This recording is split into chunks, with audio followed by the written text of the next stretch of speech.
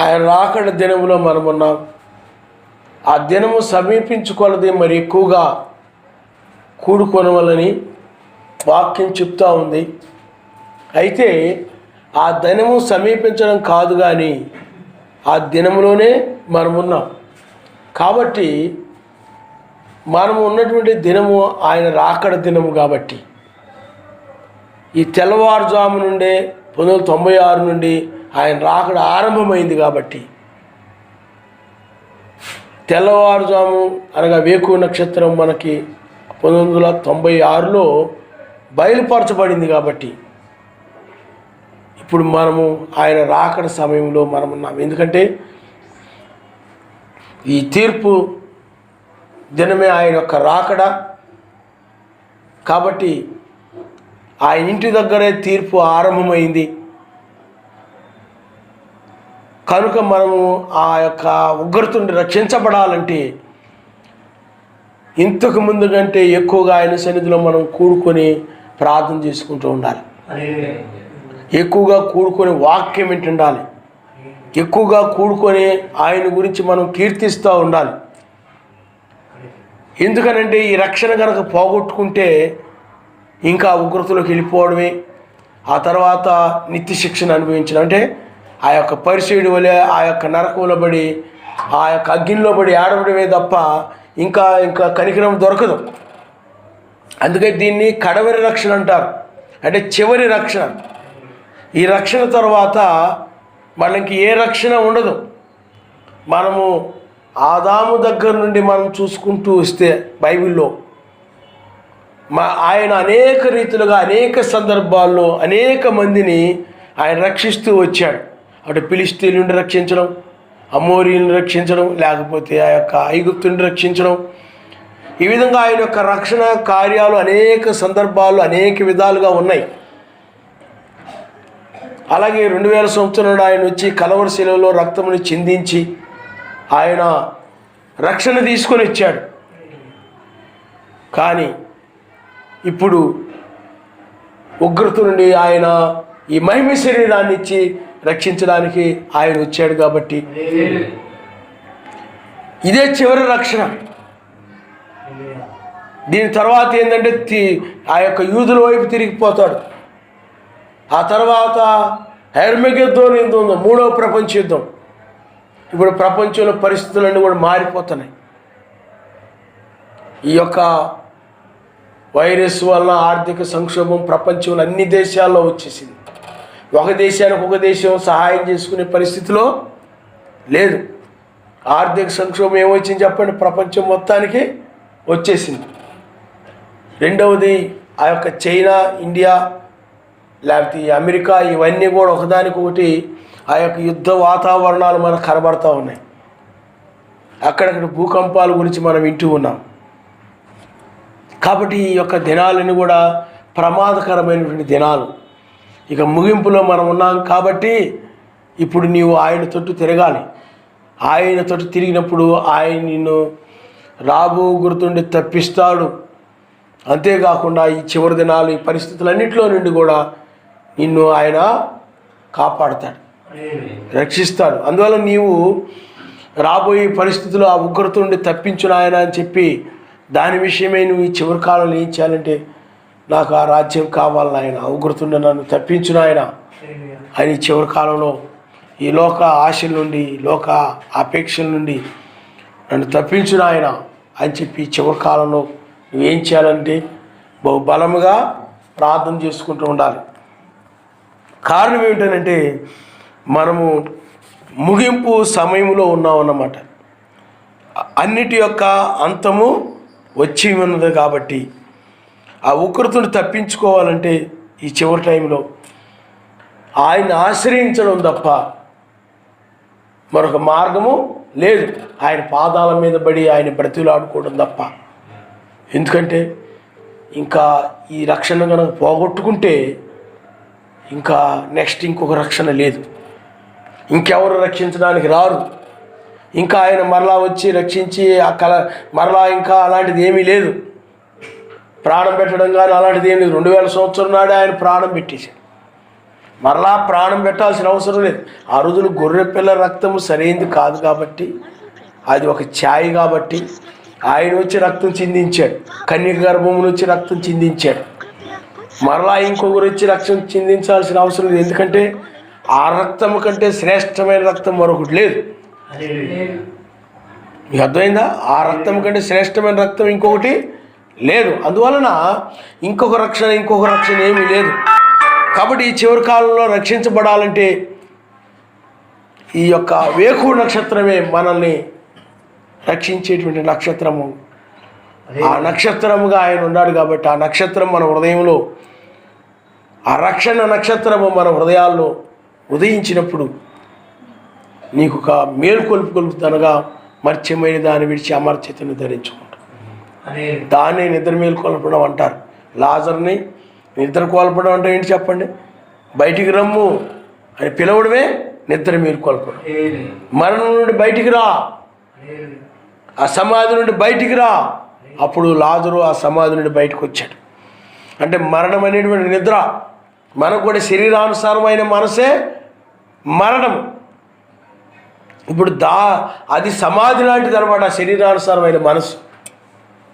అందుకే శరీర సంబంధమైన సంగతుల మీద మనసు ఉంచుతారంట. శరీరానుసారమైన మనసు కలిగిన వారు శరీర సంబంధమైన విషయాల మీద మనసు ఉంచుతూ ఉంటారు కనుక ఆయన ఇప్పుడు అదే సమాధి, అదే శరీరానుసారమైన మనసు, అట్టి ఆ మరణము నుండి, అట్టి సమాధి నుండి, లోకమనే సమాధి నుండి, లోకమనగా మరణం, అట్టి సమాధి నుండి బయటికి రమ్మని ఆయన పిలుస్తున్నాడు. ఆ బయటికి పిలవడమే నిన్ను నిద్ర మేలుకొల్పడం.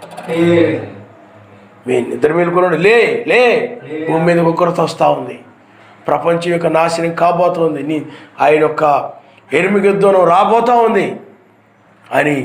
ఇంకా ఈ తెల్లవారుజాము అమెరికాను చూడు, పోపును చూడు, రష్యాను చూడు, అమెరికాను యొక్క మన ఇండియాను చూడు, ఆఫ్రికాను చూడు, ప్రపంచాన్ని నువ్వు గమనించు, మత్స్య సంఘాలను నువ్వు చూడు. ప్రపంచం అంతా కూడా భయంకరమైన పరిస్థితిలో, ప్రపంచ దేశాలు ఇవన్నీ నువ్వు గమనించు. సమయం అయిపోయింది. ఈ తెల్లవారుజాము లోతు దినాల్లో ఎలాగొచ్చిందో, సూర్యుడు ఉదయించినప్పుడు ఉగ్రత, అలాగే ఆయన మధ్యాకాశానికి రాగానే భూమి మీదకి ఉగ్రత వచ్చేస్తాయి. కాబట్టి నీవు శ్రమకాలం వచ్చేస్తాయి అని మనల్ని వేకు నక్షత్రం ఏం చేస్తా చెప్పండి? మేలుకొలు. కాబట్టి నీవు ఇప్పుడు బయటకు వచ్చాయి, పైకి వచ్చాయి. ఇంకా ఈ లోకం నుండే సమయం అయిపోయింది. ఇక లోకం అంతా కూడా కాలిపోద్ది, అణుబాంబులతోటి దహించి వేయబడుతుంది.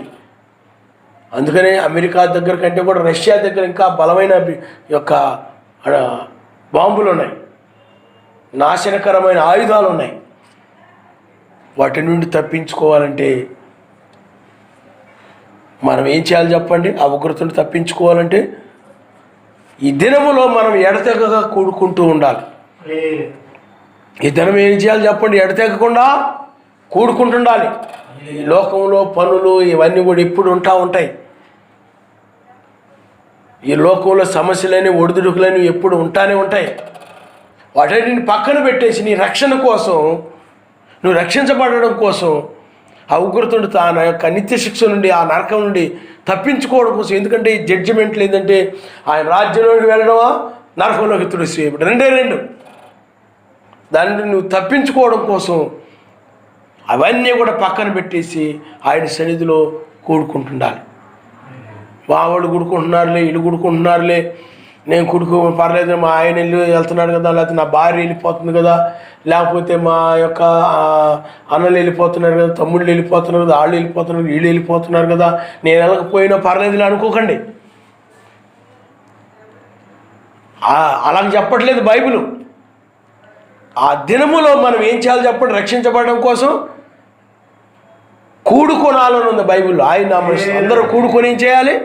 ప్రార్థించాలి. వాక్యం విని, ఆయన పాటలు పాడి, ఆయన వాక్యం విని ఎక్కువగా సమయాన్ని ఆయనకి ఇవ్వాలి. ఆయన నామస్తాం. హల్లెలూయా. లేదనుకో ప్రమాదంలో పడిపోతాం, ఉగ్రతలో పడిపోతాం. ఆ ఉగ్రతను తప్పించుకోవాలంటే ప్రార్థన, ఎల్లప్పుడూ ప్రార్థన చేయడని బైబిల్ చెప్తా ఉంది. కాబట్టి ప్రార్థన అనేటువంటి జీవితానికి చాలా ప్రాముఖ్యమైంది. ఆయన నామమున హల్లెలూయా, హల్లెలూయా. అయితే మనము ఈ యొక్క సమయంలో మనం నేర్చుకునే వర్తమానం ఏమిటంటే, కాలము నుండి నిత్యత్వంలోనికి వెళ్ళుట. ప్రియులారా, ఎబ్రీయులకు రాసిన పత్రిక 7వ అధ్యాయము 1వ వచనం నుండి మనం చదువుకుందాం. రాజులను సంహారము చేసి తిరిగి వచ్చుచున్న అబ్రహామును ఎవడు కలుసుకొని అతన్ని ఆశీర్వదించెను, ఎవరికి అబ్రహాము అన్నిటిలో 10వ వంతు ఇచ్చెనో, ఆ షాలేము రాజును మహోన్నతుడగు సర్వశక్తిమంతుని యాజకుడినైన మెల్కీసెదకు నిరంతరము యాజకుడుగా ఉన్నాడు. అతని పేరుకు మొదట నీతికి రాజనియు, తరువాత సమాధానపు రాజనియు అర్థమిచ్చినట్టు షాలేము రాజు అనర్థము. అతడు తండ్రి లేనివాడును, తల్లి లేనివాడును, వంశావళి లేనివాడును, జీవితకాలమునకు ఆది అయినను జీవమునకు అంతమైనను లేనివాడయుండి సర్వశక్తిమంతుని కుమారుని పోలి ఉన్నాడు. ఆయన నామనిస్తాడు. హల్లెలూయా.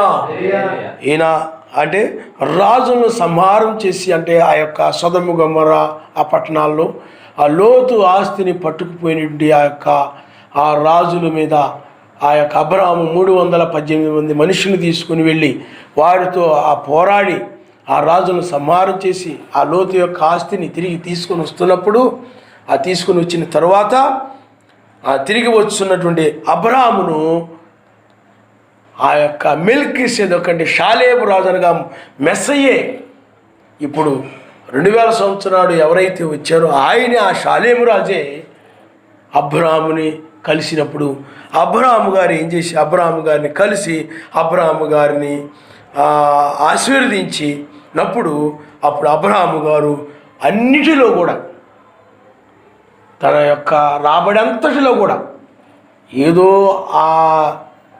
ఏదో డబ్బుల్లోనే కాకుండా, అంటే ధనము ఆ రాబడిలోనే కాకుండా అంటే ఉదాహరణకు చెప్పాలంటే కొంత రాబడి పొలం ద్వారా వస్తుండొచ్చు, ధాన్యం అలా వస్తుంటుంది, లేకపోతే చెట్లు కాసిన కాయల ద్వారా, ప్రతి దాని విషయంలో అన్నిటిలో తీసాడని ఉన్నది బైబిల్. ఆ రాబడి అనేది ధనం ద్వారా రావచ్చు, లేకపోతే వ్యవసాయం ద్వారా రావచ్చు, లేకపోతే చెట్ల ద్వారా రావచ్చు, లేకపోతే ఆ యొక్క గొర్రెల మందలు మేకల మందలు ఏవైతే ఉన్నాయో వాటి ద్వారా రావచ్చు. ఏ విధంగా అయినా వచ్చేటువంటి ఆ రాబడి అంతట్లో కూడా ఆ యొక్క దశమ భాగమును అంటే 10వ వంతును తీసి ఆ యొక్క మెల్కీసెదెకుకి ఇచ్చాడు. ఆయన నామమున హల్లెలూయా, హల్లెలూయా. ఆ షాలేము రాజు మహోన్నతుడగు సర్వశక్తిమంతుని యాజకుడైన మెల్కీసెదెకు నిరంతరము యాజకుడుగా ఉన్నాడు.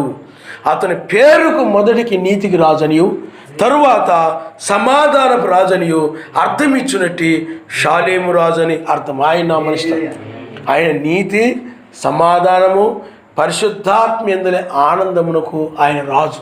అందుకే నీతికి రాజు, సమాధానమునకు ఆయనే రాజు, అలాగే పరిశుద్ధాత్మయందలి ఆనందమునకు కూడా ఆయన ఏమైనాడు చెప్పండి? రాజు అయినాడు. ఎందుకంటే ఒక రాజ్యానికి అతడు రాజు. ఆ రాజ్యం ఏమిటి?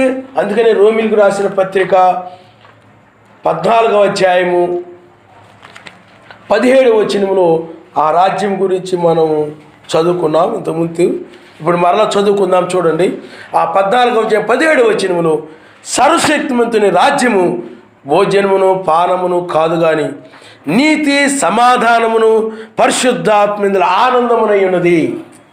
అందుకని అక్కడ నీతికి రాజు అనియు, సమాధానపు రాజు అనియు అర్థం ఇచ్చినట్టు షాలేము రాజు అని ఉంది, కానీ పరిశుద్ధాత్మలో ఆనందమునకు రాజు అని లేదు.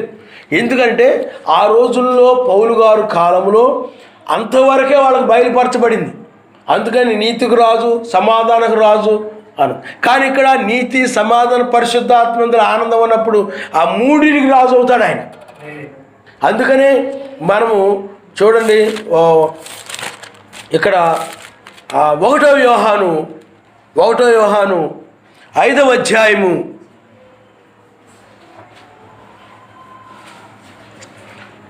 5వ వచనం నుండి మనం చదువుకుందాం. ఆ మెస్సయ్య సర్వశక్తివంతుని కుమారుడిని నమ్మువాడు తప్ప లోకంను జయించు వాడు మరి ఎవడు? నీళ్ళ ద్వారాను రక్తము ద్వారాను వచ్చిన వాడు ఈయనే, అనగా యెహోవా మెస్సయే. ఈయన నీళ్లతో మాత్రమే కాక నీళ్లతోనూ రక్తముతోనూ వచ్చెను. ఆత్మ సత్యము కనుక సాక్ష్యమిచ్చేవాడు ఆత్మయే. సాక్ష్యమిచ్చేవారు ముగ్గురు, అనగా ఆత్మయు నీళ్లును రక్తమును ముగ్గురును ఏకీభవించిన ఆయన నామనిస్తారు. హల్లెలూయా. నీరు, రక్తము, ఆత్మ. అందుకనే నోహ కాలంలో ఆయన ఏం చేశాడంటే నీతిని తీసుకొచ్చాడు. ఆ రోజుల్లో నీతిని గురించి ప్రకటించబడింది. ఆ నీతిని గురించి ప్రకటించబడినప్పుడు ఆయన అప్పుడు నీతికి రాజుగా ఉన్నాడు. అందుకనే అక్కడ వారు నీటి ద్వారా రక్షించబడ్డారు. అక్కడ ఆయన నీతికి రాజుగా ఉన్నాడు. ఆయన నామనిస్తారు. హల్లెలూయా. అదే ఆయన మొదటి రాకడ దగ్గరకు వచ్చేటప్పటికి అక్కడ సమాధానపు రాజుగా ఉన్నాడు. అంటే సమాధానమునకు ఆయన ఏమై ఉన్నాడు? రాజు అయి ఉన్నాడు. అక్కడ భూమి మీద ఆ రక్తము చిందించడం ద్వారా సమాధానాన్ని ఆయన తీసుకొని వచ్చాడు. అందుకని నీరు, రక్తము, అందుకు సమాధానమునకు రాజుగా ఆయన ఉన్నాడు. నీరు, రక్తము, నీతి, సమాధానం. అక్కడ ఆ కాలంలో నీతికి రాజుగా బయలుపరుచుకున్నాడు. నోహ కాలంలో ఆదాము దగ్గర నోహ కాలానికి వచ్చేటప్పుడు 2000 సంవత్సరాలు అక్కడ నీతికి రాజుగా బయలుపరుచుకున్నాడు. మరలా ఆ యొక్క నోహ దగ్గర నుండి మెస్సయ్య దగ్గరకు వచ్చే 2000 సంవత్సరాలు అక్కడ సమాధానపు రాజుగా, సమాధానమునకు రాజుగా ఆయన బయలుపరుచుకున్నాడు. రక్తము చిందించడం ద్వారా ఆయన నామనిస్తారు. హల్లెలూయా. మరలా ఆ యొక్క మెస్సయ్య దగ్గర నుండి ఇప్పటికి వచ్చేటప్పటికి ఆయన పరిశుద్ధాత్మయందుల ఆనందమునకు ఆయన రాజు అయినాడు. ఆయన నామనిస్తారు. హల్లెలూయా. ఇప్పుడు బయలుపరచబడింది ఇది. అప్పుడు అపోస్తలుడైన పౌలు గారికి ఎబ్రిల్ రాసిన పత్రిక ఆ టైంలో నీతికి రాజనియు సమాధానపు రాజనియు అని బయలుపరచబడింది. కానీ ఇక్కడికి వచ్చేటప్పటికి మనకు పరిశుద్ధాత్మ ఆనందమునకు ఆయన రాజు అని మనకు బయలుపరచబడింది. అందుకనే ఆ రోజుల్లో వాళ్ళు అక్కడ నీతిని బట్టి రక్షించాడు. అక్కడ నోహ కాలంలో మరలా మెస్సయ్య దగ్గరకు వచ్చినప్పుడు అక్కడ సమాధానం బట్టి రక్షించబడ్డారు. ఇప్పుడైనట్లయితే పరిశుద్ధాత్మేందుల ఆనందం ఎవరు కలిగి ఉంటారో, పరిశుద్ధాత్మను బట్టి ఎవరు సంతోషిస్తూ ఉంటారో, ఆనందిస్తూ ఉంటారో వారు ఇప్పుడు రక్షించబడతారు. అందుకే ఎప్పుడు పరిశుద్ధాత్మ ఆనందం నీకు వస్తుంది? నువ్వు నీతిమంతుడిగా ఉన్నప్పుడు, సర్వశక్తిమంతునితో సమాధానం కలిగి ఉన్నప్పుడు నీవు ఆయన్ని బట్టి నువ్వు ఆనందిస్తూ ఉంటావు. ఆయనతో నీకు సమాధానం లేదనుకోండి, సర్వశక్తిమంతుడు నీకు మధ్య లోపల ఆనందం రాదు. అందుకని ఇప్పుడు నీతి, సమాధానము, పరిశుద్ధాత్మందలి ఆనందమే ఆ రాజ్యమైనది. కాబట్టి ఆ రాజ్యానికి ఆయన ఏమైనాడు చెప్పండి? రాజు అయినాడు. ఆయన నామనిస్తారు. హల్లెలూయా. హల్లెలూయా. అందుకని ఇప్పుడు నీతి, సమాధానము, పరిశుద్ధాత్మయందలి ఆనందము ఈ మూడు ఏకీభవించి ఉన్నాయి. నీరు, రక్తము, ఆత్మ ముగ్గురు సాక్ష్యం ఇస్తూ ఉన్నారు ఈ రాజ్యానికి. ఈ రాజ్యానికి ముగ్గురు. అందుకని ముగ్గురు సాక్షులు ఉంటారు. 2-3 సాక్షులు బైబిల్లో అది స్థిరపరచబడతానే ఉంటుంది బైబిల్లో. కాబట్టి ఇప్పుడు మనకు 3 సాక్షులు ఉన్నారు ఈ రాజ్యానికి.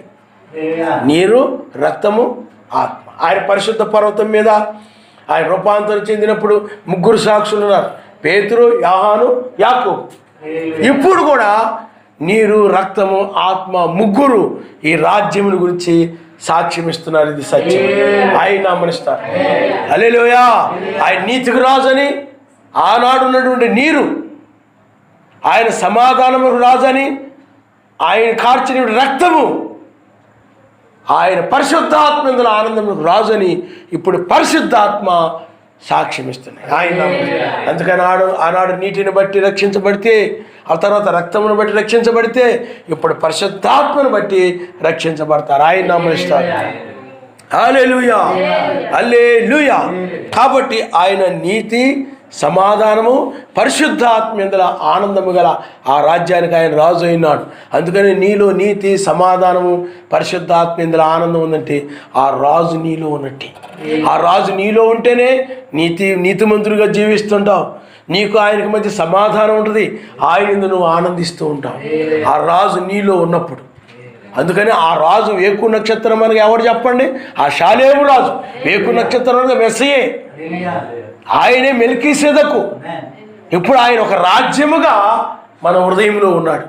మన హృదయంలో ఉండి ఆయన ప్రకాశిస్తూ ఉన్నాడు. అంటే వెలుగు ప్రకాశిస్తూ ఉన్నాడు. ఆ వెలుగు ఏమిటి చెప్పండి? ఆ రాజ్యం, వాక్య వెలుగు. నీతి సమాధానం దేనివల్ల వస్తాయి? వాక్యం వల్ల వస్తుంది. వాక్యాన్ని అనుసరించడం ద్వారా నువ్వు నీతిమంతుడు అవుతావు. వాక్యాన్ని అనుసరించడం ద్వారా ఆయనకి నీకు మధ్య సమాధానం ఉంటుంది. వాక్యం అనుసరించడం ద్వారా అప్పుడు ఆయన యొక్క వాక్యం బట్టి నువ్వు ఆనందిస్తూ ఉంటావు. కాబట్టి పరిశుద్ధాత్మ అనేటువంటిది ఈ చివరి కాలంలో ఆ యొక్క ఆనందాన్ని నీకు ఆయన నామనిస్తాడు.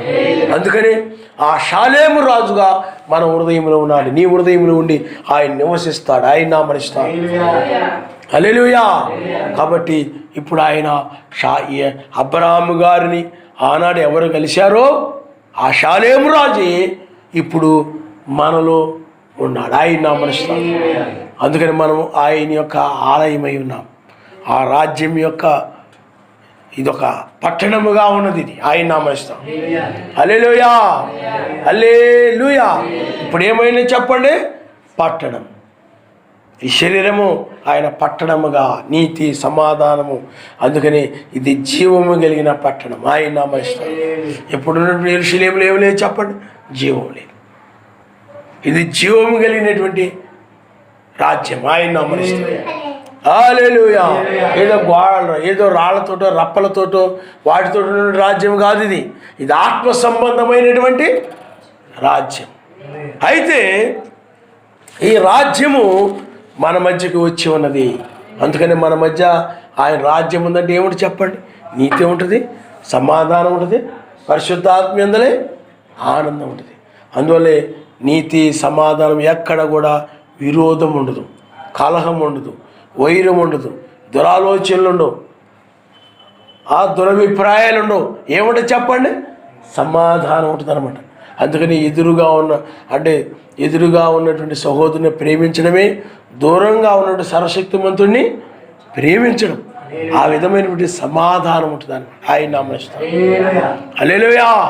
అంటే అందరికంటే ఎక్కువగా మనము మెస్సీని ప్రేమిస్తూ ఉంటాం. ఆ యొక్క ప్రేమను బట్టి, ఆయన యొక్క ప్రేమను బట్టి ఒకరి పట్ల ఒకరు మనము ప్రేమ కలిగి ఉంటాం, ఆయన నామనిస్తాం. హల్లెలూయా. అదే ఆయన కంటే ఎక్కువగా మనుషుల్ని ప్రేమించామనుకుంటే ఏమేమి జరుగుతుంది చెప్పండి? వాక్యాన్ని విడిచిపెట్టేస్తారు. దాన్నే కరుచుకునే ప్రేమ అంటారు. అది ఉంటే సర్వశక్తి మంత్రుల కంటే ఎక్కువగా ఏం చేస్తారు? మనుషుల్ని ప్రేమించి వాక్యాన్ని విడిచిపెట్టేస్తాం.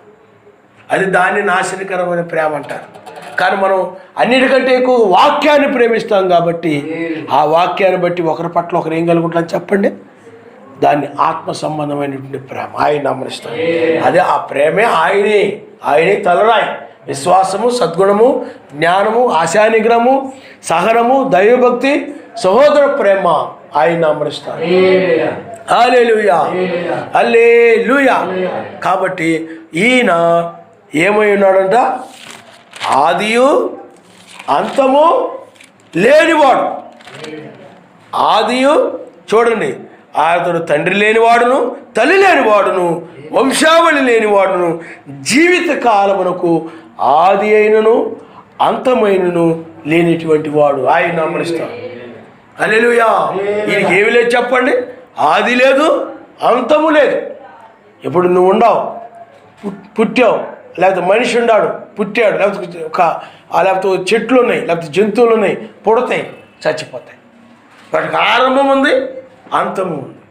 కానీ ఆయనకు పుట్టుక లేదు, ఆయనకు మరణము కూడా లేదు. ఆయన 2000 సంవత్సరాలు మరణించాడు కదండి, అది నిద్ర అని బైబిల్ చెప్తుంది. మీకు అర్థమవుతుందా? కాబట్టి ఆయన ఆది అంతము లేనివాడు. అందుకనే ఆయన పైన ఆ యొక్క పరలోకంలో ఆయన ఉండి ఆది అంతము లేనివాడుగా ఆయన ఉండేవాడు. చెరుపులో దోతాలే పరిశుద్ధుడు పరిశుద్ధుడని సిరుపులు దూతాలి. పరిశుద్ధుడు పరిశుద్ధుడని స్వరమెత్తి పరమందు స్తుతులను పొందెడి పావనుడా. స్వరమెత్తి పరమందు స్తుతులను పొందెడి పావనుడా. హల్లెలూయా హల్లెలూయా హల్లెలూయా హల్లెలూయా హల్లెలూయా హల్లెలూయా హల్లెలూయా హల్లెలూయా. ఊవల కందని లోకములో ఉన్నత సింహాసనమందు ఉంటివిగా నిరంతరము ఉన్నతుడా సర్వోన్నతుడా. హల్లెలూయా. అందుకని ఆయన ఆది అంతము లేనివాడుగా ఉంటాడు. ఆది అంతము లేని దాన్ని నిత్యత్వం అంటారు. నిత్యత్వం అనే దానికి ఆది అంతము లేదు. ఇప్పుడు ఒక సర్కిల్ లాంటిది అనమాట. ఈ సర్కిల్ స్టార్ట్ చేస్తే ఎండింగ్ ఉంటుందా? ఇప్పుడు ఇది ఉందనుకోండి, ఎండింగ్ ఉందా? కంటిన్యూషన్ అలా జరుగుతూ ఉంటుంది. అదే ఇలా ఉందనుకోండి, పైనుంచి ఇక్కడికి వచ్చేసరికి ఎండింగ్ ఉంది, ఇంకా పైకి వెళ్ళడానికి లేదు. కానీ దీనికి అంటే ఆది లేదు, అంతము కూడా లేదు, అలా కంటిన్యూ అవుతానే ఉంటుంది అన్నమాట. అలాగా ఆయన నిన్న నేడు నిరంతరము ఆయన ఏకరీతిగా ఉండేవాడని బైబిల్ చెప్తా ఉంది. అందువల్ల ఆయన పరలోకములో ఆ విధంగా ఉండేవాడు. ఆయన నామనిస్తాడు. హల్లెలూయా. అందుకని ఆయన ఆ విధంగా ఉండేవాడు కాబట్టి ఆదాము కూడా మొట్టమొదటి ఏ విధంగా ఉండేవాడు అంటే నిత్యత్వములో ఉండేవాడు. ఆదాము అవ్వలు ఎక్కడుండేవాడు చెప్పండి? నిత్యత్వములో ఉండేవారు. పరిశుద్ధాత్మగా ఉండేవారు వాడు. అప్పుడు వారిని ఆయన ఏం చేశాడంటే ఆ యొక్క మట్టిని తీసుకొని వాళ్ళను తయారు చేశాడు. ఆయన వాళ్ళు మట్టిని తీసుకొని వాళ్ళని తయారు చేసినప్పుడు వారు ఆ యొక్క ఏదోనులో వారు మరణం లేని వారుగా వారు ఉన్నారు. అక్కడ ఆయన నామనిస్తారు. హల్లెలూయా. అందుకనే వారు పరిశుద్ధాత్మను కలిగి ఉన్నారు. పరిశుద్ధాత్మ చేత వాళ్ళు నడిపించబడుతూ ఉన్నారు. ఆ ఏదోనులో వాళ్ళు జీవిస్తూ ఉన్నారు. కానీ ఎప్పుడైతే వాళ్ళు ఆజ్ఞ అతిక్రమించారో, అందుకని వాళ్ళు అక్కడ నిత్య జీవాన్ని కలిగి ఉన్నారు. ఆ యొక్క ఆజ్ఞ ఎప్పుడైతే అతిక్రమించారో అప్పుడు ఆ నిత్య జీవాన్ని ఈ యొక్క పౌర హక్కుని పోగొట్టుకున్నారు. మీకు అర్థమైందా? ఆ యొక్క హక్కుపత్రాన్ని ఏం చేశారు చెప్పండి? పోగొట్టుకున్నారు. దాన్ని సర్వశక్తిమంతుడు అపవాదికి దొరకకుండా ఆయన హక్కుపత్రాన్ని తీసుకున్నాడు. ఆయన నామనిస్తాడు. హల్లెలూయా. ఎప్పుడైతే సర్వశక్తిమంతుని వాక్యాన్ని వీళ్ళు మీరిపోయారో అప్పుడు ఏమైపోయింది చెప్పండి? ఇది పోయి మొత్తం నిత్య జీవం పోయింది. వాళ్ళకి భూమి మీద అధికారం అన్నీ పోయాయి. అపవాది చేతులకు వెళ్ళిపోయి సమస్తం కూడా అంటే మరణం కిందకు వచ్చేసింది. ప్రతిదీ కూడా ప్రతి దానికి ఇంకా వాళ్ళకే కాకుండా సృష్టికి, జంతువులకి, పక్షులకి అన్నిటికి కూడా ఇక మరణం వచ్చేసింది. అంటే వాళ్ళకి కాలం అనేది అక్కడి నుండి ఆరంభమైంది. అంటే ప్రకృతి యొక్క కాలముల్లో జీవించడం ఆరంభమైంది. ఋతువుల ప్రకారం జీవించడం ఆరంభమైంది. కాలముల ప్రకారం జీవించడం ఆరంభమైంది. ఆయన నామనిస్తారు. హల్లెలూయా. హల్లెలూయా. కాలముల ప్రకారం జీవించడము ఆరంభమైంది.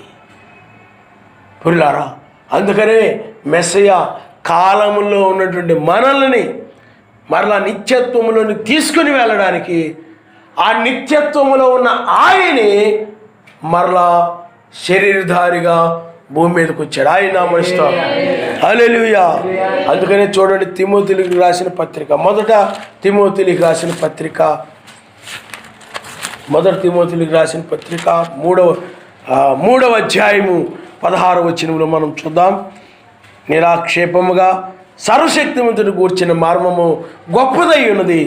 ఆయన సశరీరుడుగా ప్రత్యక్షమయ్యను, ఆత్మ విషయమున నీతిపరుడని తీర్పు నొందెను, దూతలకు ఎలోహిం దూతలకు కనబడిను, రక్షకుడిని జనుల్లో ప్రకటింపబడిను, లోకమందు నమ్మబడిను, ఆరోహణుడై తేజమయుడైను. ఆయన హల్లెలూయా. ఆ యొక్క నిత్యత్వములో ఉన్న సర్వశక్తిమంతుడు ఈ భూమి మీద మన వంటి శరీరం ధరించుకున్నట్టు ద్వారా ఆయన నిత్యత్వములో నుండి కాలముల్లోకి వచ్చేసాడు. ఇప్పుడు వీడు మనం ఉన్నటువంటి కాలాలు అంటారు, సంవత్సరాలు, దినాలు, వీటన్నిటిని ఏమంటారు చెప్పండి? కాలములు అంటారు. అందుకని ఈ శరీరమే ఒక కాలం. అందువల్ల ఆయన ఆ నిత్యత్వంలో నుండి ఈ యొక్క మన వంటి శరీరం ధరించుకున్నట్టు ద్వారా కాలముల్లోకి వచ్చాడు. ఎందుకని?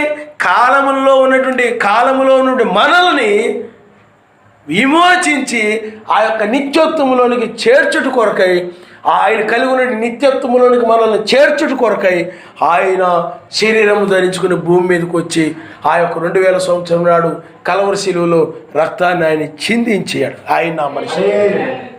హల్లెలూయా. ఆ కలవరి శిలువలో ఆయన ఏం చేశాడు చెప్పండి? రక్తము చిందించాడు. అందుకని ఆయన నిత్యత్వములో ఉన్నటువంటి ఆయన కాలములోకి వచ్చాడు. అలాగే ఆదాము కూడా నిత్యత్వంలో నుండి ఆదాము ఆ యొక్క ఆజ్ఞ అతిక్రమించి కాలములోకి వచ్చాడు. ఆ కాలములో పాపములో ఉన్న మనల్ని విమోచించుట కొరకై నిత్యత్వములో ఉన్న ఆయన కాలములోకి వచ్చాడు. ఆయన హల్లెలూయా. ఎవరి కోసం వచ్చాడు చెప్పండి? ఈ శరీరం ధరించుకోవడమే కాలంలోనికి రావడం. ఆదాము కూడా ఈ యొక్క మహిమ శరీరమును పోగొట్టుకొని ఇప్పుడు మనం కలిగిన శరీరం పొందుకోవడమే నిత్యత్వంలో నుండి కాలంలోనికి రావడం. అందుకని ఆదాము వాళ్ళు పాపము చేసి వాళ్ళు నిత్యత్వాన్ని పోగొట్టుకొని కాలంలోకి వచ్చారు. మెస్సీ అయినట్లయితే ఆయన పాపం చేసి ఆ నిత్యత్వం నుండి కాలంలోనికి రాలా. ఆయన నిత్యత్వంలో నుండి ఆయన పాపంలో నుండి మనల్ని విమోచించుట కొరకై ఆ యొక్క నిత్యత్వంలో నుండి కాలంలోనికి వచ్చి మన కోసం ఆయన రక్తం చిందించి మన కోసమై ఆయన మరణించాడు. ఆయన నా మనసు. హల్లెలూయా. హల్లెలూయా. ఆ కాలంలో ఉన్న ఆయన 8వ దినములో తెల్లవారుజామున 3వ దినమున అనగా ఆ యొక్క ఆదివారం నాడు తెల్లవారుజామున 3వ దినమున అంటే ఆయన మరణించిన దగ్గర నుండి 3వ దినములో. అందుకని ఆ 3వ దినములో ఆయన ఏం చేశాడు చెప్పండి? ఆ ఈ యొక్క కాలములో నుండి నిత్యత్వములోనికి ఆయన వెళ్ళిపోయాడు. ఆయన నామములో. హల్లెలూయా. మళ్ళీ ఏమయ్యాడు చెప్పండి? ఆయన నిత్యత్వంలోనికి వెళ్ళిపోయాడు. ఇప్పుడు మనకేం జరిగిందనంటే ఆయన నిత్యత్వంలోకి వెళ్ళిపోయిన తరువాత కాలములో నుండి మనకి ఒక రక్షణ మార్గం ఏర్పడింది. అందుకని అపోస్తుల ద్వారా 7 సంఘకాలాలు 7 దూతల ద్వారా మనకి ఆయన యొక్క రక్షణ వార్త, ఆ నామములే తప్ప మరి ఏ నామములు కూడా రక్షణ లేదు. నీ పాపమును క్షమించబడాలంటే ఆయన నామములోని. అందుకని ఆకాశం క్రింద మనిషిలో ఇవ్వబడిన ఏ నామములోనూ మనం రక్షణ పొందలేము, కానీ ఆయన నామంలోనే మనం రక్షణ పొందగలమని. అందువల్ల ఆయన ఆ యొక్క రక్షణని ఏం చేసేది చెప్పండి? తీసుకొచ్చాడు. కాబట్టి అది అపోస్తుల ద్వారా 7 సంఘాలు 7 దూతల ద్వారా అది ప్రకటించబడింది. కాబట్టి ఎవరైతే ఆ నామాన్ని ధరించుకుంటారో వారు ఆ యొక్క పరిశుద్ధాత్మను పొందుకుంటారు. కాబట్టి ఆ పరిశుద్ధాత్మను పొందుకునేటువంటి వారే ఆయన ప్రజలై ఉన్నారని బైబిల్ చెప్తుంది. ఆయన హల్లెలూయా. అందుకని ఆయన ప్రజలైనటువంటి వాళ్ళు ఏం చేస్తున్నారు చెప్పండి? ఎప్పుడైతే పరిశుద్ధాత్మను పొందుకున్నారో ఆ పరిశుద్ధాత్మ ఏం చేస్తుందంటే ఈ శరీరంలో ఉండడానికి ఇష్టపడదు. ఈ శరీరంలో ఉండడానికి ఇష్టపడదు. నువ్వు ఉండవు అనుకోండి, నువ్వు ఒక మురికిలో ఉండాలని నువ్వు ఇష్టపడతావా? ఒక మురికి గుంటలో పంది అయినట్టయితే ఆ మురికి గుంటలో నివసించడానికి, తిరగడానికి, దొరకడానికి బాగా ఇష్టపడుతుంది. ఆ మురికి గుంట కనపడగానే గుర్రు అనుకుంటూ వాసన చూసుకుంటూ మురికి గుంట దగ్గరికి వెళ్ళిపోతుంది. ఆ మురికి అది దానికి ఇష్టపడుతుంది. కానీ నువ్వు ఆ పని చేయగలవా? నువ్వు ఆ పని చేయలేవు. నా మురికి గుంట కనపడగానే ఆహా మురికి చాలా బాగుంది, చాలా చూడడానికి చాలా చక్కగా ఉందని ఆ కాలువలోకి వెళ్ళి నువ్వు దూకుతావు. మున్సిపాలిటీ కాలువలో నువ్వు దూకు, అది అసహించుకుంటావు. అలాగే ఈ దేహానికి సంబంధించి లోకం కూడా అలాంటిదే. పాపం, మురికి, అన్యాయం, అబద్ధము, మోసములు, కొండెములు, దురాలోచనలు, ఆ తర్వాత గర్వము, ఆ యొక్క కోపము, ఉద్రేకము, ఈ యొక్క కక్ష, పగ, ఇవన్నీ కూడా మురికి. ఈ శరీరమును బట్టి, అందుకని ఈ శరీరం అనేటువంటిది అలాంటి వాటికి మురికికి సంబంధించింది. అందువల్ల నువ్వేం చేస్తుంటే ఈ శరీరంలో ఉండడానికి ఇష్టపడవు. అందుకని రోమిల్ రాసిన పత్రిక ఏం చెప్తుంది చెప్పండి? ఇది మరణకరమైన శరీరము కాబట్టి, ఇది నశించే శరీరము కాబట్టి దీని నుండి విమోచించబడాలని, అది దేహం యొక్క విమోచన కొరకై ఈ శరీరము మూలుగుతూ ఉందన్నమాట. ఇజ్రాయెల్ ఐగుప్తు నుండి ఆ ఎర్ర సముద్రం దగ్గర వాళ్ళు ఆ ప్రాంతంలో ఆ యొక్క ఐగుప్తు నుండి విమోచించబడాలని వాళ్ళు ఎలాగైతే మూలిగారో అలాగే ఈ శరీరం కూడా ఏం చేస్తుంటుంది, ఈ యొక్క శరీరంలో పరిశుద్ధాత్మ కూడా విమోచించబడాలని మూలుగుతూ ఉంటుంది. దేహం యొక్క విమోచన కొరకై ఈ శరీరం నుండి నన్ను విమోచించిన ఆయన. అందుకనే ఈ శరీరం నుండి విమోచించుట కొరకై అమర్త్యమైన శరీరంని ఇవ్వడం కోసమై ఆయన మరలా రెండవసారి ఆయన వస్తానని చెప్పాడు. ఆయన హల్లెలూయా, హల్లెలూయా. ఇప్పుడు ఆ యొక్క మొదటి రాకుండా ఆయన ఏం చేశాడనంటే నిత్యత్వములో నుండి కాలములోకి వచ్చి మన కొరకు కలవరి శిలువలో రక్తమును చిందించి మరలా మరణాన్ని జయించి ఆయన మరలా నిత్యత్వంలోకి వెళ్ళాడు. ఇప్పుడు మనము ఆయన రక్తమును బట్టి ఆ యొక్క పాపం నుండి విమోచించబడి నీతిమంతులుగా ఉన్నాం. మనం ఆ రక్తాన్ని బట్టి ఎప్పుడైతే నువ్వు నామములో బాప్తిజం పొందావో గత పాపాలని క్షమించబడి నువ్వు పరిశుద్ధుడు అయ్యావు. దాన్ని కాపాడుకోవాలి నువ్వు. మీకు అర్థమైందా? ఇప్పుడు ఏం జరుగుతుందనంటే ఆయన మరలా రెండవసారి మరలా ఆయన నిత్యత్వం నుండి కాలంలోనికి రావడం కాదు, నిత్యత్వములో ఉన్న ఆయన నిత్యత్వముగానే క్రిందకు వస్తున్నాడు. ఆయన హల్లెలూయా. అందుకని 7 సంఘకాలాలు కాలములై ఉన్నాయి. అవి ఏమని చెప్పడం? కాలమై ఉన్నది. ఇప్పుడు 8 అనగా వేకువ నక్షత్రం ఆయనే, షాలేము రాజే. అందుకని ఆదియు అంతము లేనటువంటి ఆయనే ఇప్పుడు ఇందాక మనం నేర్చుకున్న రీతిగా నీతికి రాజు అనియు సమాధానపు రాజు అనియు అర్థం ఇచ్చినట్టు ఆ షాలేము రాజు అనగా పరిశుద్ధాత్మ అందరి ఆనందమునకు అనగా నీతి సమాధానం పరిశుద్ధాత్మ అందరి ఆనందమునకు రాజు అయినటువంటి ఆయనే, ఆ నిత్యత్వమైనటువంటి ఆయనే, ఆది అంతము లేనటువంటి ఆయనే. అందుకని ఆయన రాజ్యానికి ఆది లేదు, అంతము లేదు. పైన ఉన్న షాలేము రాజ్యమునకు నూతన యెరూషలేము, అది పైన ఉన్నటువంటి యెరూషలేముకు ఆ ఆది అంతము లేనటువంటి ఆ నిత్యత్వమైన ఆయనే ఈ యొక్క నిత్యత్వముతో వచ్చాడు ఈసారి. ఆయన హల్లెలూయా. ఆయనే పరిశుద్ధాత్మగా వచ్చాడు. ఆయనే నీతి సమాధానము పరిశుద్ధాత్మ ఇందులో ఆనందముగా ఆయన క్రిందకు వచ్చాడు. ఆయనే వేకువ నక్షత్రం. ఆయన హల్లెలూయా. అంటే ఇప్పుడు ఆ నిత్యత్వంలో ఉన్న ఆయన పరిశుద్ధాత్మగా, అంటే ఆయనే నిత్యత్వముగా క్రిందకు వచ్చాడు. షాలేము రాజుగా క్రిందకు వచ్చాడు. ఆయనే నిత్యత్వం. షాలేము రాజు ఏమైనాడు చెప్పండి? నీతికి రాజు అనియు సమాధానపు రాజు అనియు పరిశుద్ధాత్మ ఇందులో ఆనందమునకు రాజు. కాబట్టి ఇప్పుడు ఆయన అందుకని ఆ యొక్క ఎలోహిం రాజ్యం అని అంటే నిత్యత్వం అన్నమాట. ఈ బ్రహ్మాం గారు చెప్పారు ఎలోహిం రాజ్యం అనగా నిత్యత్వం అన్నాడు. కాబట్టి నిత్యత్వముతో ఆయన వచ్చాడు. ఆ రాజ్యముగా రావడమే షాలేము రాజు తన రాజ్యముతో దిగి వచ్చాడు ఇప్పుడు. ఎందుకని?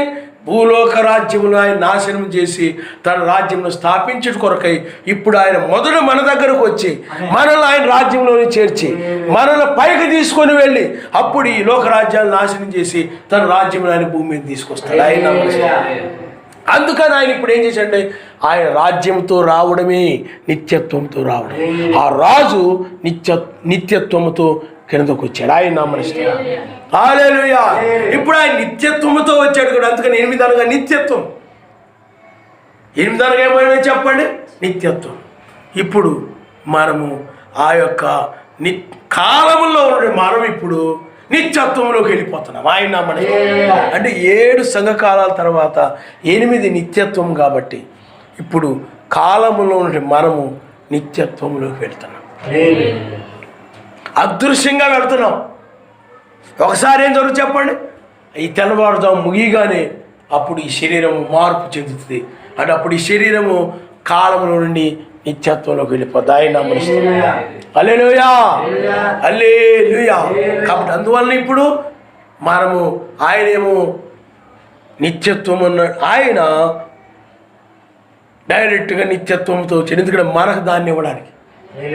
అందుకని ఇప్పుడు మనం కాలంలో ఉండడం, మనము ఈ యొక్క 1996లో మనకి ఈ యొక్క వేకువ నక్షత్రాన్ని గురించి బయలుపరచబడింది. వేకువ నక్షత్రం అనగా మనిషి కుమారుడు, మెస్సయ్యే, ఆయన షాలేము రాజు. కాబట్టి ఇప్పుడు మనము ఆ యొక్క నిత్యత్వములోకి మనం వెళ్తున్నాం. కాలము నుండి నిత్యత్వములోకి మనం వెళ్తున్నాము. ఈ నిత్యత్వంలోకి వెళ్ళిన తర్వాత మనం పై కొనుకోబడతాం, ఆయన నామనిస్తాం. హల్లెలూయా. అందుకనే ఆయన కూడా అలాగే ఆరోహణమయ్యాడు అన్నది బైబిల్. కాబట్టి మీరు గమనించండి, మొదటి రాకడలో అయినట్లయితే నిత్యత్వంలో నుండి కాలంలోనికి వచ్చి ఆ కాలంలో నుండి ఆయన నిత్యత్వంలోకి వెళ్ళాడు. రెండవ రాకడలో అయినట్లయితే ఆయన నిత్యత్వంలోకి వెళ్ళిన ఆయన అంటే 2000 సంవత్సరం నాడు కాలం నుండి మరణమును జయించి నిత్యత్వంలోనికి వెళ్ళిన ఆయన మరలా ఇప్పుడు నిత్యత్వముగానే వచ్చాడు. అందుకనే మొదటి రాకడలో మనకి ప్రియులారా ఆయన వచ్చినప్పుడు నీటి బాప్తిజాన్ని తీసుకొచ్చాడు. ఇప్పుడేంటి అగ్ని బాప్తిజం.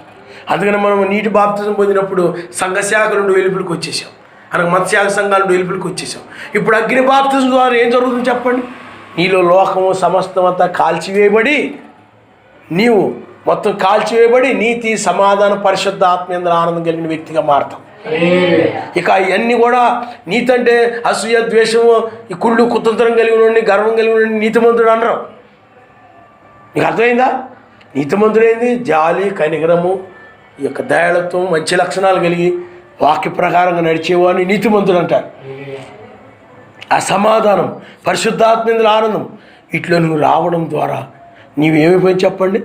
ఈ యొక్క లోక సంబంధమైన ఆపేక్షలు, ఆశలు ఇవన్నీ కూడా నీలో కాల్చివేయబడతాయి. ఆ కోరికలన్నీ నీలో కాల్చివేయబడతాయి ఈ వర్తమానం ద్వారా, ఈ వాక్యము ద్వారా. ఇప్పుడు నీవు అందుకనే దీన్ని ఎలోహిం బోరధ్వని అంటారు. బోరధ్వని అందుకు వేకువ నక్షత్ర వర్తమానం ఏమిటి చెప్పండి? బోరధ్వని. బోరధ్వని వినబడినప్పుడు మర్త్యమైన శరీరం విడిచి అమర్త్యమైన శరీరాన్ని ధరించు. ఇప్పుడు కూడా అదే జరుగుతూ ఉందన్నమాట. ఈ మర్త్యమైనది నీలో కాల్చివేయబడుతుంది అనమాట. అమర్త్యమైన ధరించుకుంటాం. ఇంకా నీలో లోక ఆశలు, ఆపేక్షలు ఇవన్నీ చచ్చిపోతాయి. దీన్నే కాలములో నుండి నిత్యత్వంలోకి వెళ్ళడం. నీవు లోకాశలు, ఆపేక్షలో ఉన్నంతకాలం కాలంలో ఉన్నట్టే లెక్క. అసూయ, ద్వేషమి నీలో ఉన్నది ఇంక నువ్వు ఇంకా కాలంలో ఉన్నట్టే లెక్క. నామును బాప్తిజం పొంది వర్తమానం వింటున్నప్పటికీ, ఈ వాక్యం వింటున్నప్పటికీ నీకు ధనాపేక్ష, లోకాశలు, ఆ కనబడి ఏమైనా కనపడితే వాటిని ఆశించడం, లేకపోతే ఎవరింట్లో ఏమైనా కనపడితే వాటిని ఆశించి నేను కూడా అలాంటివి ఉంటే బాగుంటుందేమో, నేను కూడా అలాంటివి తీసుకుంటే బాగుంటుందేమో, అలాంటి ఆ లేకపోతే రోడ్ల మీదకి వెళ్తూ ఉంటే ఏమైనా రోడ్డు మీద కనపడితే అవసరం లేకపోయినా ఇది కూడా మన ఇంట్లోనే ఉండాలి అన్నట్టుగా కొనడం. కానీ ఈ ఆపేక్షలు, ఆశలు, ధనాపేక్షలు, అసూయలు, ద్వేషములు నీ వాక్యం విని కూడా ఇంకా ఇవి నీలో ఉన్నాయంటే నువ్వు ఇంకా కాలంలో ఉన్నట్టే లెక్క. మీకు అర్థమైందా? ఈ లోక కాలంలో అవి ఉంటాయి. నువ్వు నిత్యత్వంలోనికి రావడం అంటే ఇవన్నీ కూడా విడిచిపెట్టేసి నువ్వు ఎప్పుడైతే నీతిమంతుడుగా, ప్రేమ కలిగిన వ్యక్తిగా, జాలి కలిగిన వాడుగా, లోకాశలు లేని వ్యక్తిగా. అందుకని ఈ అగ్ని బాప్తిజం పొందినప్పుడు నీకు ఇంతకుముందు సినిమాలు చూసి అలవాటు ఉందనుకోండి, ఇప్పుడు ఆ రోడ్డు మీద వెళ్తూ ఉంటే ఆ చూడాలని ఆశ కలదు నీకు, అది చచ్చిపోతాను. నీటి బాప్తిజం పొందినప్పుడు ఉండొచ్చు, కానీ అగ్ని బాప్తిజం పొందినప్పుడు ఆ కోరికలు అనేవి కాల్చివేయబడతాయి, ఆశ, ఆపేక్షలు అనేవి కాల్చివేయబడతాయి. అందువల్ల ఈ చివరి టైంలో ఏం జరుగుతుంది? అగ్ని బాప్తిజం ద్వారా నీవు మర్చితుల నుండి అమర్చితులోనికి వచ్చేస్తావు, కాలంలో నుండి నిత్యత్వంలోనికి వచ్చేస్తున్నావు. అందుకే నిత్యత్వంలో ఏముండో చెప్పండి? ఇలాంటి నిత్యత్వములు, నీతి, సమాధానము, పరిశుద్ధాత్మేంద్ర ఆనందమే ఉంటుంది తప్ప ఇంకా ద్వేషములు కానీ, అసూయలు కానీ, గర్వములు కానీ, క్రోధములు కానీ, కక్షలు కానీ, కోపము కానీ, ఈ యొక్క దుర్గుణాలు ఏవి కూడా ఆ యొక్క నిత్యత్వములో ఉండవు, ఈ రాజ్యములో ఉండవు.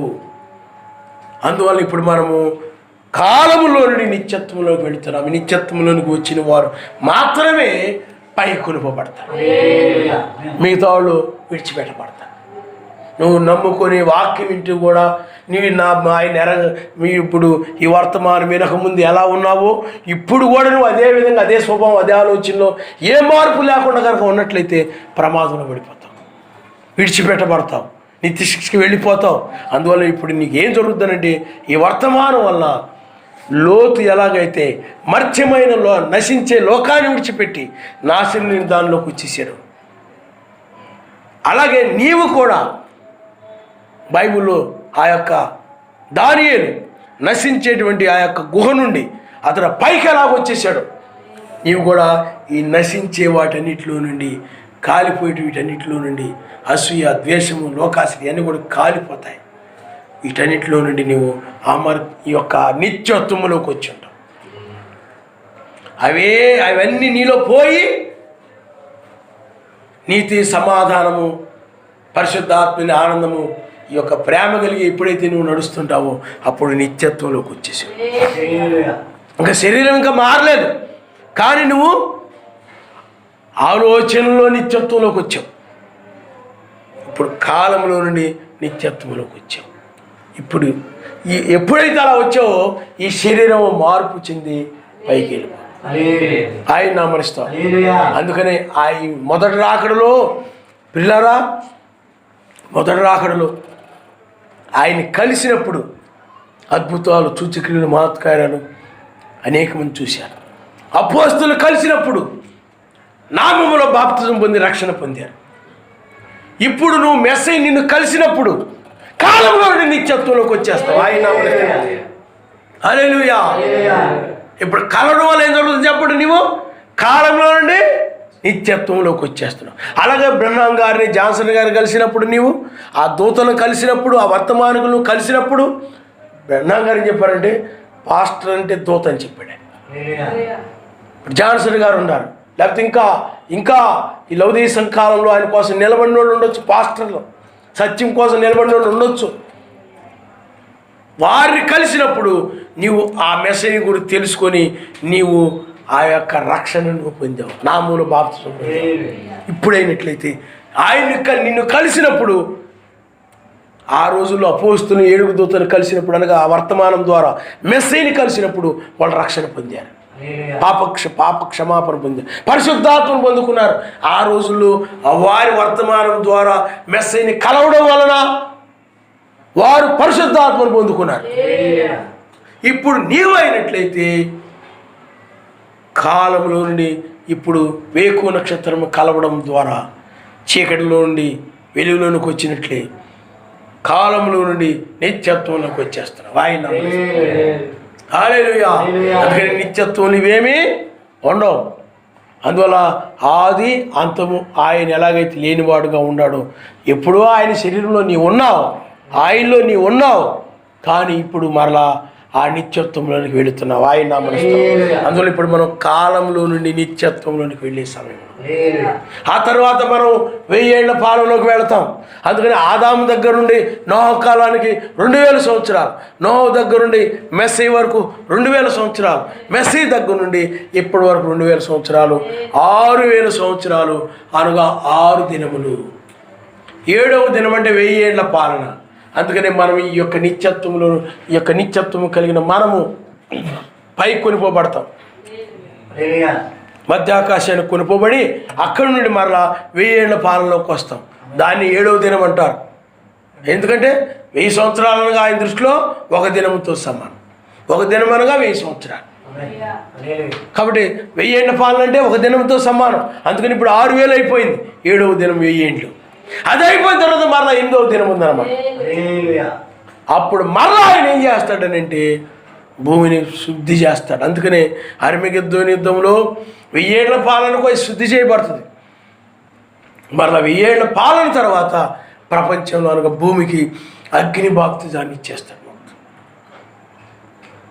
అగ్ని బాప్తిజం ఇచ్చినప్పుడు ఇక సమస్త కాలుష్యం, మురికి, మచ్చ మొత్తం కూడా పూర్తిగా ఇంక ఏ పాపం లేకుండా పూర్తిగా తీసివేయబడతాడు. అందుకనే అపవాది బంధించబడతాడు 1000 ఏళ్ల పాలన ముందు. ఆ తర్వాత జడ్జిమెంట్ వాళ్ళు మీరు గమనించండి. అప్పుడు మరలా 1000 ఏళ్ల పాలన తర్వాత నిత్యత్వం వస్తాడు. మళ్ళీ అగ్ని బాప్తిజం ఇస్తాడు. మరలా అప్పుడు ఆయన భూమి మీదకి వచ్చి అక్కడ ఆయన రాజ్యం ఆరంభమవుతుంది. ఆయన హల్లెలూయా. అది నిత్యత్వం అయినది. కాబట్టి పిల్లలు అందుకని అప్పుడు ఆ 1000 ఏళ్ల పాలన తర్వాత ఈ భూమి కాలంలో నుండి నిత్యత్వంలోకి వెళుతుంది. అందుకని 7 సంఘకాలాలు కాలము అయి ఉండగా 7 సంఘకాలాలతో 8వ దినం వేకువ చుక్క రావడం వల్ల 8వ దినం వచ్చింది. ఇప్పుడు మనం అగ్ని బాప్తిసం పొందడం ద్వారా కాలం నుండి మనం నిత్యత్వంలోకి వెళుతున్నాము. మరలా అలాగే 7,000 సంవత్సరాలు అనగా 1000 ఏళ్ల పాలన తర్వాత 7 దినముల తర్వాత మళ్ళీ అగ్ని బాప్తిసం భూమికి ఇవ్వబడుతుంది. అప్పుడు భూమి కాలం నుండి నిత్యత్వంలోకి వెళుతుంది. అందుకని మొదట ఆ నోహ కాలంలో నీటి బాప్తిసం ఇవ్వబడింది భూమికి. మరలా 1000 ఏళ్ల పాలన తర్వాత అగ్ని బాప్తిసం ఇవ్వబడుతుంది. అందుకని 1000 ఏళ్ల పాలన అనేది ఒక హనీమూన్ లాంటిది. కానీ అసలైంది 1000 ఏళ్ల పాలన తర్వాత నిత్యత్వము ఉంటుంది అన్నమాట. అక్కడ ఇంకా కాలాలేమి అక్కడ ఉండవు, కాలాలు ఇంకేమీ ఉండవు. అందుకనే మనం ఎత్తబడినప్పుడు మహిమ శరీరం పొందుకుంటాం. అంటే ఈ శరీరం కాలము, కానీ మహిమ శరీరం పొందుకున్నప్పుడు నిత్యత్వం. రేపు 1000 ఏళ్ల పాలన తర్వాత కూడా ఏం జరుగుతుంది చెప్పండి? సృష్టి మొత్తం కూడా నిత్యత్వంలోకి వెళ్ళిపోతాయి. జంతువులు, పక్షులు ప్రతిదీ కూడా నిత్యత్వంలోకి వెళ్ళిపోతాయి. ఇంకా అంతం ఉండదు. ఇక సంవత్సరాలు, దినాలు, వారాలు, నెలలు ఇంకేముండవు భూమి మీద. ఇంకా అర్థమైందా? 1000 ఏళ్ల పాలన అంటే దినాలు సంవత్సరాలు ఉంటాయి. మరి 1000 సంవత్సరాలు అని ఉంది కదా, మరి 1000 ఏళ్ళు అని ఉంది. 1000 ఏళ్ళు ఉంటాయంటే మరి దినాలు ఉంటాయని కదా అర్థం, సంవత్సరాలు ఉంటాయి కదా. అందుకని కాలములలో ఉంటుంది 1000 ఏళ్ల పాలన. కానీ మనం మహిమ శరీరంలో ఉంటాం, నిత్యత్వంలో మనం ఉంటాం. దాని తర్వాత భూమి నిత్యత్వంలోకి వెళ్తుంది. 1000 ఏళ్ల పాలన అయిపోయింది. అప్పుడు దానికి కాలాలు ఉండవు. సూర్యుడైన చంద్రుడైన ఇంక ఏ వెలుగు ఏమీ ఉండదు. ఆయనే వెలుగుగా ఉంటాడు. ఆయన హల్లెలూయా, హల్లెలూయా. అందుకని మనకు నీటి బాప్తిజం ఇవ్వబడింది. తర్వాత ఇప్పుడు అగ్ని బాప్తిజం పొందుతున్నాం. అలాగే భూమికి కూడా నీటి బాప్తిజము, దానికి కూడా అగ్ని బాప్తిజం ఉంది. కాబట్టి పిల్లారా, ఇప్పుడు మన కాలంలో నుండి నిత్యత్వంలోనికి మనం వెళుతున్నాం. అది కాలంలో అయినట్లయితే ఈ శరీరం ఉంది, లోకాశలు ఇవన్నీ ఉన్నాయి. అందుకని దేహం నుండి విమోచించమని, ఈ ఆశల నుండి విమోచించమని, ఈ యొక్క వీటన్నిటిని విమోచించమని మనం మూలుగుతూ ఉన్నాం. కానీ ఇప్పుడైనట్లయితే వాటి నుండి విమోచించి, ఈ దేహం నుండి విమోచించి, ఈ ఆపేక్షలు వీటన్నిటి విమోచించి ఆ నిత్యత్వంలోకి తీసుకుని వెళ్తున్నాడు. అప్పుడు నువ్వు ఆలోచన చేయాలి, ఆ నిత్యత్వంలోనికి రావాలి. నీ జీవితం నీతి కలిగిన జీవితంగా ఉండాలి, ఏ పాపం లేని జీవితంగా ఉండాలి, సమాధానం కలిగి ఉండాలి. సమాధానాన్ని విధుకుడే ఉంటుంది బైబిల్. ఏ విరోధము ఉండకూడదు. 1000 ఏళ్ల పాలనలో ఉండవు. పరిశుద్ధాత్మ నుండి ఆనందిస్తూ ఉండాలి. లోక ఆనందాలు ఉండవు. సరి కూర్చోమ్మా, ఆయన సన్నిధిలో మీరు సరిగ్గా కూర్చోవాలి. లోకానందాలు ఉండవు అక్కడ. పరిశుద్ధాత్మను బట్టి ఆనందిస్తూ. కాబట్టి అట్టి నిత్యత్వంలోనికి నువ్వు చివరి కాలంలో రావాలి. ఆయన గమనిస్తాను. ఈ కాలం నుండి నిత్యత్వంలోనికి నీతి, సమాధానం, పరిశుద్ధాత్మ ఆనందం పొందుకుంటే కాలం నుండి నిత్యత్వంలోనికి వచ్చినట్టే. నీకు అర్థమైందా?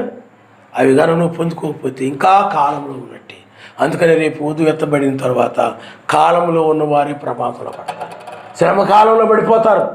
మోషేలు వచ్చినప్పుడు ఉగ్రతలో పడిపోతారు, అర్మగెద్దోను యుద్ధములో నశిస్తారు, నిత్య శిక్షకు వెళ్ళిపోతారు. కాలంలో ఉన్నవారు, ఈ శరీరంలో ఉన్నవారు, నిత్యత్వంలోనికి వెళ్ళిపోయినటువంటి వారు ఆయనతో సదా ఉంటారని బైబిల్ చెప్తుంది. ఆయన హల్లెలూయా. కాబట్టి ఇప్పుడు ఆయన మనల్ని కలిసినప్పుడు కాలం నుండి నిత్యత్వంలోకి వెళ్తున్నాం. మొదటి రాకడలో ఆయన కలిసినప్పుడు, అందుకే మొదటి రాకడ వర్తమానం మనం విన్నప్పుడు, ఆ మొదటి రాకడ గురించి, ఆయన గురించి మనం తెలుసుకున్నప్పుడు, ఆయన మనల్ని కలిసినప్పుడు అవిశ్వాసం నుండి విశ్వాసంలోకి వచ్చాం. అవిశ్వాసం అనగా పాపం. ఆ యొక్క ఎప్పుడైతే నువ్వు ఆ నామంలో బాప్తిజం పొందావో అప్పుడు విశ్వాసం అయ్యావు. అంటే అవిశ్వాసం నుండి పాపంలో, ఆ పాపం నుండి విశ్వాసంలోకి వచ్చావు. కాబట్టి ఇప్పుడు కాలము నుండి నిత్యత్వమునికి వెళ్ళే సమయంలో మనం ఆయన కాలం ఉంచుకోండి. మనం ప్రార్థన చేసుకుని మనం చాలా ధన్యులమై ఉన్నాం ఈ యొక్క వర్తమానం బట్టి. అందుకని బ్రహ్మాం గారు కూడా అంటారు, ఆయన రెండవసారి వచ్చినప్పుడు కాలం నుండి నిత్యత్వంలోకి వెళ్తాను. అందుకే 8 అనగా నిత్యత్వం. ఆయన 8వ దూత ఆయనే ఎలోహిం రాజ్యము, ఆయన మరుస్తాం. హల్లెలూయా, హల్లెలూయా, హల్లెలూయా. ఆయనే షాలేము రాజు 8వ దూత, ఆయన నిత్యత్వము. ఆ షాలేము రాజు అనగా మెల్కీసెదకు, ఆయనే నీతికి రాజు, సమాధానమునకు రాజు, పరిశుద్ధాత్మ యందు ఆనందమునకు ఆయనే రాజు. ఇప్పుడు ఆయన మన మధ్య ఉన్నాడు. ఆయన రాజ్యం మన మధ్య ఉన్నది, నిత్యత్వం మన మధ్య ఉన్నది. నువ్వు కాలములో నిత్యత్వంలో రావాలి సుమా.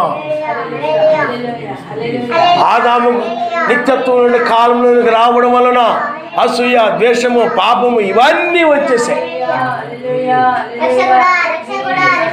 హల్లెలూయా, హల్లెలూయా, హల్లెలూయా. కాబట్టి పిల్లలు ఆలోచన చేయండి. నిత్యత్వం అనగా దానికి ఇంకా అంతం లేదు.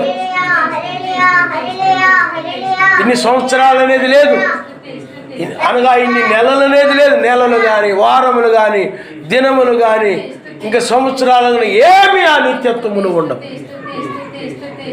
హల్లెలూయా, హల్లెలూయా, హల్లెలూయా, హల్లెలూయా, హల్లెలూయా.